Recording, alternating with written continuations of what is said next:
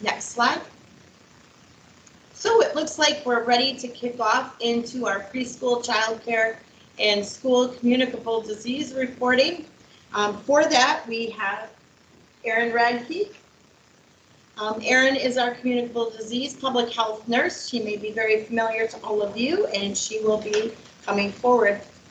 As she's transitioning to the front of the room by the microphone, are there any questions over the My Community Dental Assessment screening dates or any general questions about the flow of the morning? And again, please raise your hand in the chat or feel free to unmute your microphone.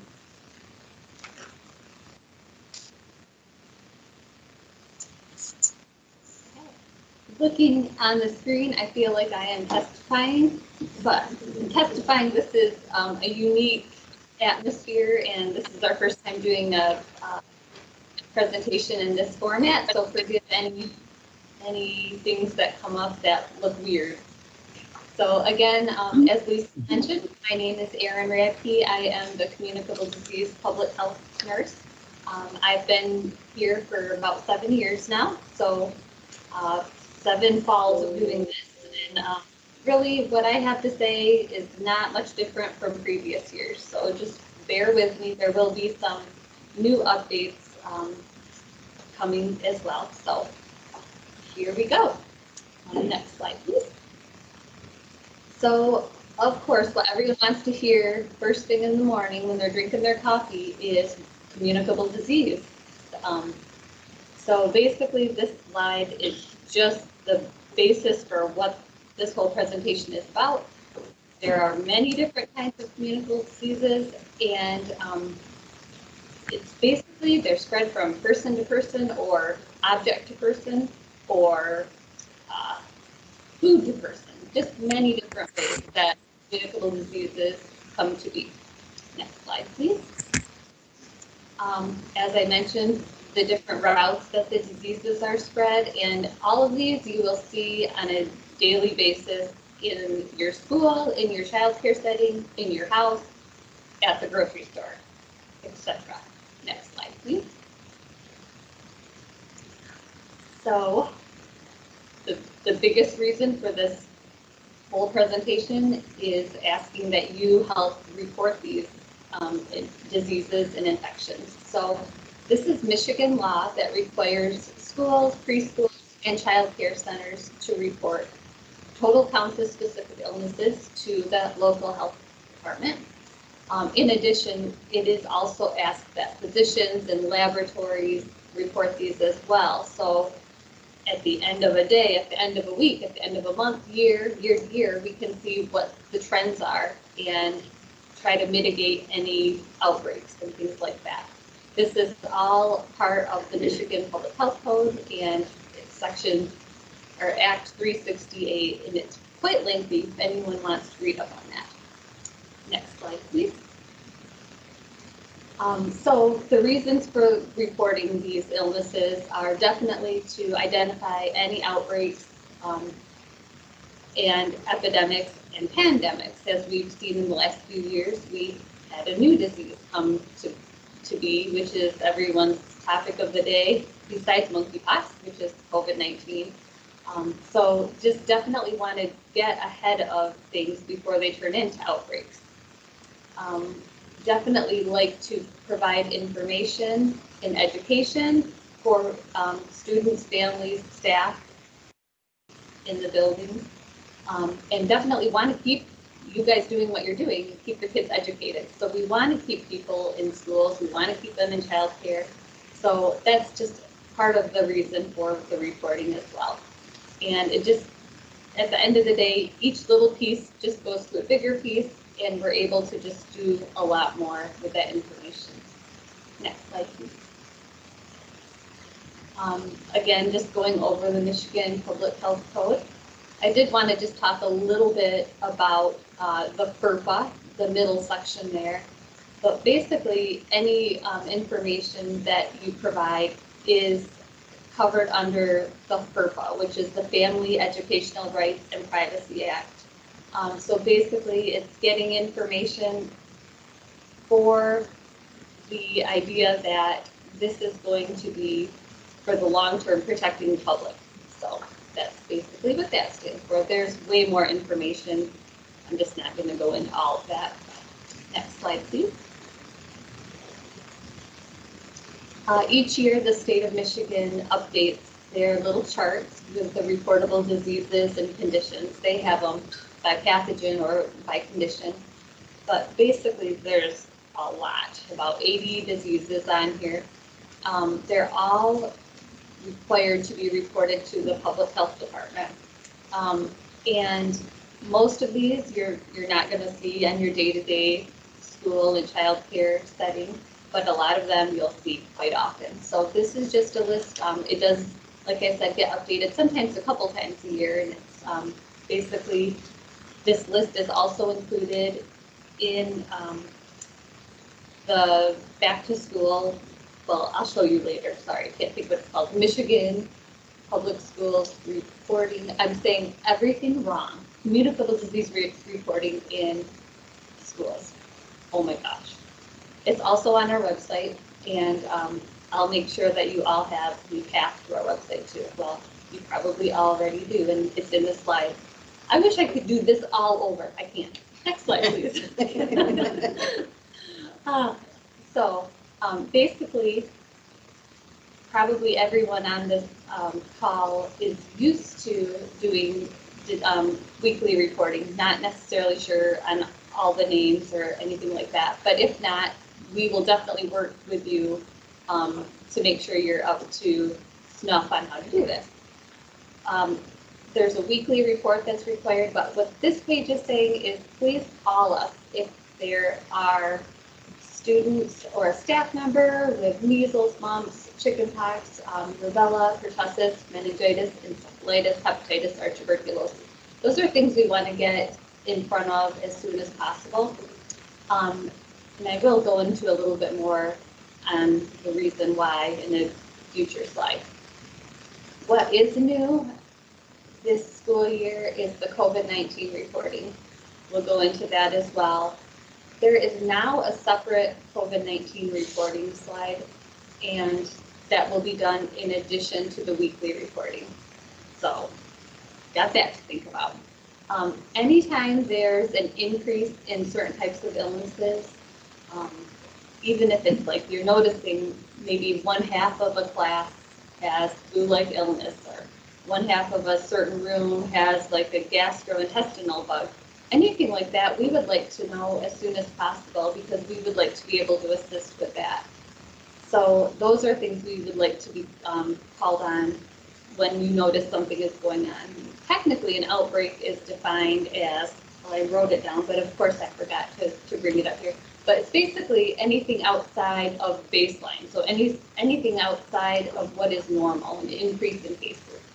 So please let us know that as soon as possible. We'll probably ask you for how many are impacted, how many is the total class, and that sort of thing. So those are things that we would like you to report to us immediately. Next slide, please.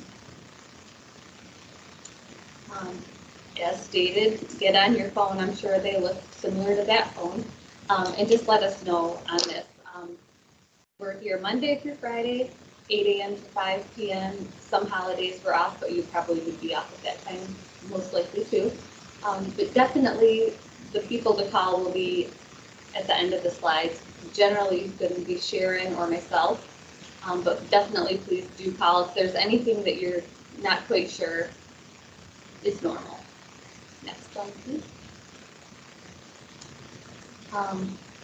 I remember when I had kids still in the public schools here in Allegan County, and that packet comes in the mail in the summer with like the emergency card and all the information, and I'm almost certain that this is included in all of your packs. Something to explain to the parents that you do work with the health department and that we do want them to be aware to not send their kiddos to school sick and things like this. But this is just a reminder to please make sure you keep doing this so your parents and children know going into the school year that we don't want sick kids in school and that you do work with the health department.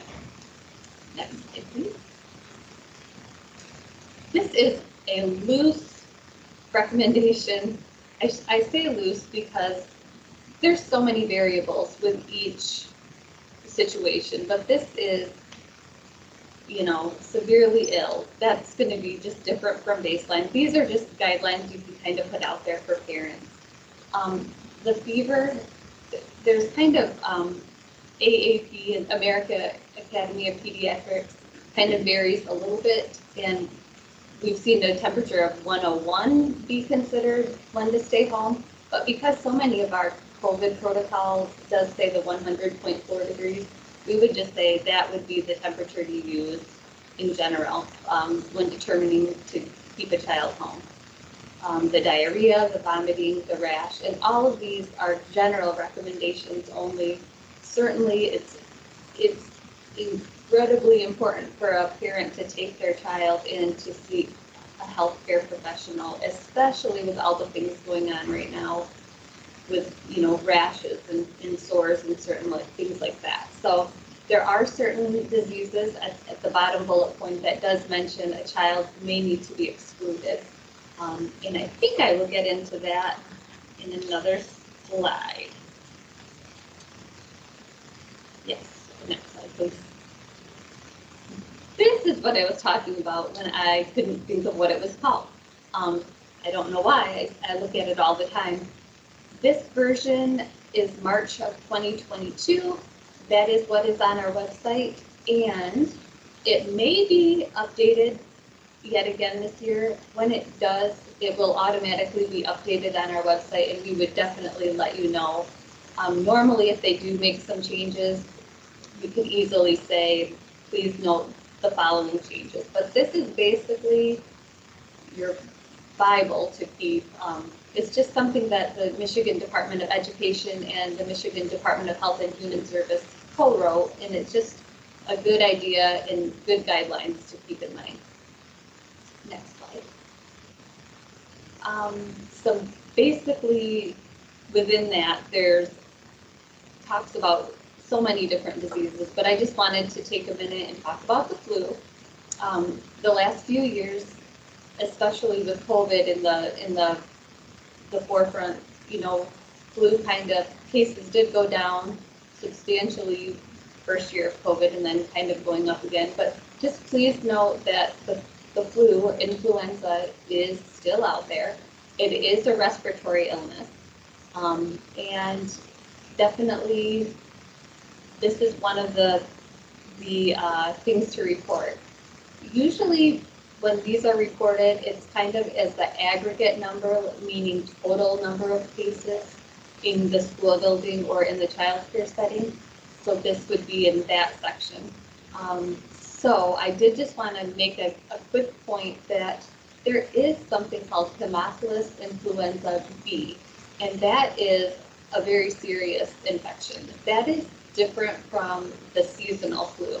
The seasonal flu sometimes has, often you can get them reported as flu type A or flu type B. I just wanted to make sure that you realize when it is a seasonal flu, that when someone's going in, maybe getting a flu swab, that's different from Haemophilus influenza B. That one is usually a child would be very sick and possibly hospitalized for that. So just when you're doing the reporting, if a parent says they have the flu type B, just please know that that's seasonal influenza. Next slide, please. Another one of those things that we see quite often are norovirus type illness. A lot of parents may call in and say, my kid is out today with the flu. It will be really hard to know what type of illness they have if they just call it the flu, because a lot of people mistakenly call any gastrointestinal illness the stomach flu. So that's just something to be aware of. It is very contagious, and there are little guidelines at the end of the communicable disease document that you can read up on specifically about cleaning for norovirus and things like that. In child care settings, for example, if you do see quite a few kids out, there's possible ways that stool samples could be tested just to see if there's a norovirus outbreak and different types of things. So just please let us know right away if you're seeing a lot of gastrointestinal illness in your setting. Next slide. Another common question that we get is about head lice. And unfortunately, we tell a lot of the time it's not a communicable disease. There's really not much we at the health department can do. We do advise schools and child care settings to review the Michigan Head Lice Manual and go to CDC and things like that. So basically, I know that this comes up quite a bit. We do not really have the staff to treat and to pick lice out of a child's hair, but parents are definitely able to call us if they have questions.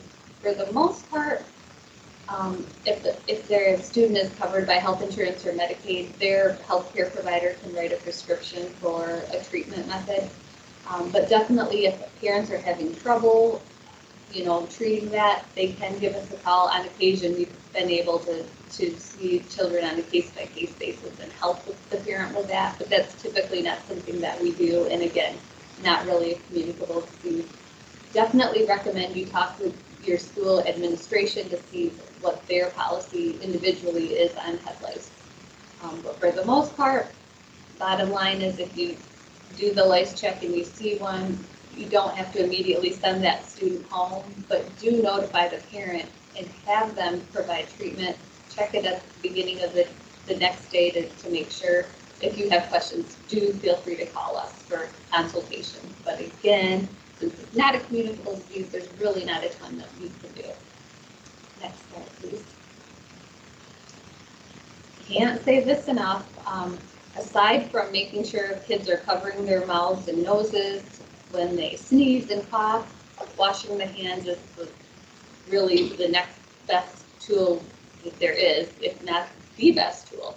And I know in school settings and childcare settings, it's not always easy to get to the bathroom for warm running water for 20 seconds, but that really is the ideal way, after using the restroom, after blowing their nose or coughing, and before eating. So these are just little tips about that. And the next slide, if you don't mind, is just a poster. These are just great to post, of course, in any common areas and things like that. So just definitely encourage the hand washing as well. Next slide. So on to the good old reporting. So if you don't already have a user ID and a password for your communicable disease reporting, please contact the health department. Sharon, who will be speaking later, and myself are really the people to get in touch for the user ID and the password. Preferably Sharon, because she is so good at that. But basically, you'll be supplied with a user ID and a password, and it's really intended that just one person in your facility will be reporting. So just please keep that in mind. There is a tip sheet that was just created, and that is placed right under the communicable disease reporting link on our website. And please use that because, as I stated earlier, there are a little bit of a change this year with the COVID-19 reporting specifically. Next slide, please. If you haven't visited our website, we definitely encourage you to do that. There's a lot of updated information on there. But basically, when you go on and you search for the health department website, you go to www.alleghencounty.org/health. And then in order to get to the link to do the reporting, you have to follow the steps of clicking on personal health, and then you click on communicable disease, and then finally you click on the communicable disease school reporting system. I don't believe this site is on the main website, or is it not? It's on the main personal health. Okay, thank you.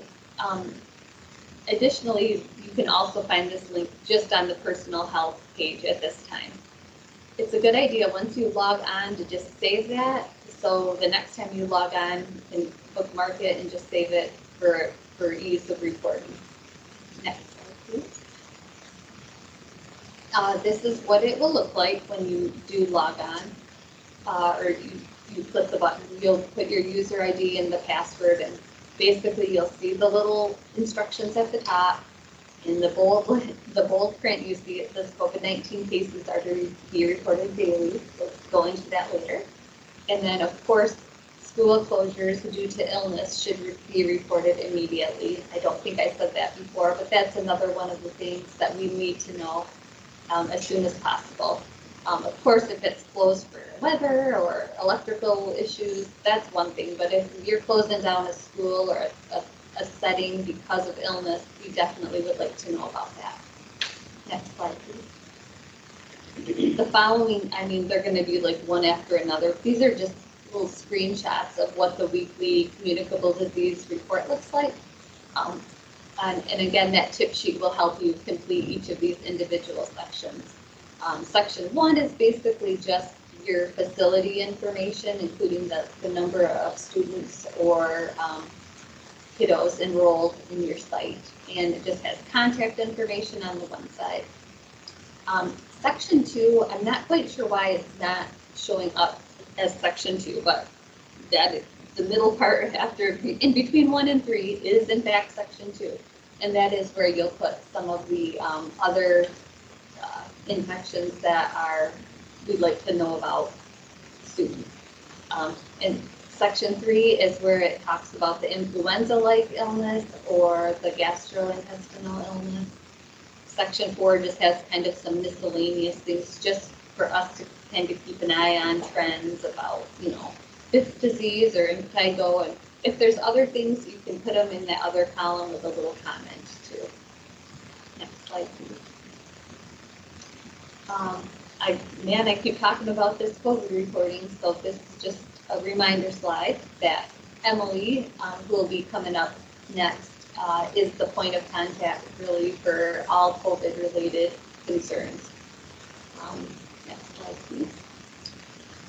So, and I'm sorry, these slides kind of look funky. It's just because this is new now. So the weekly communicable disease reporting, the very top is what you will do each week. The COVID reporting will be as cases come in. You might have to do multiple reports a day. And the other part is just when you're signing out of there. Next slide, please. I'll just quickly go through all of this because it is part of the reporting.